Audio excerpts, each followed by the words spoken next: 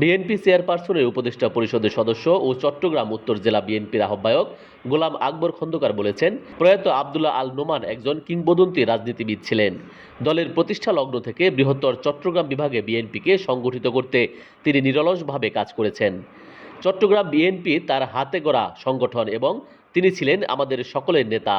আব্দুল্লাহ আল নোমান ছিলেন কর্মী ও নেতা সৃষ্টির কারিগর বলেও উল্লেখ করেন তিনি। শনিবার ৭ম রমজান বিকেলে নগরীর জিইসি কনভেনশন সেন্টারে সাবেক মন্ত্রী বীর মুক্তিযোদ্ধা সদ্য প্রয়াত আব্দুল্লাহ আল নোমান চট্টগ্রাম বিভাগীয় শ্রমিক দলের আয়োজিত শোকসভা, দোয়া ও মিলাদ মাহফিলে প্রধান অতিথির বক্তব্যে গোলাম আকবর খন্দকার এসব কথা বলেন।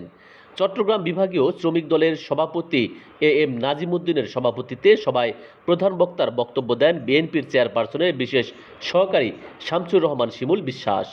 এছাড়াও শ্রমিক দলের সাধারণ সম্পাদক শেখ নুরুল্লাহ বাহারের সঞ্চালনায় বক্তব্য দেন সিটি কর্পোরেশনের মেয়র ডক্টর শাহাদাত হোসেন, আব্দুল্লাহ আল নোমানের সন্তান তরুণ রাজনৈতিক ও শিক্ষাবিদ সাইদ আল নোমান তুর্য, নগর বিএনপির সাবেক সাধারণ সম্পাদক আবুল হাশেম বক্কর সহ আরও অনেকে।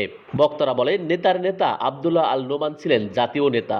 জাতীয়তাবাদী শ্রমিক দলকে শক্তিশালী ও সংগঠিত করতে তিনি অক্লান্ত পরিশ্রম করে গেছেন।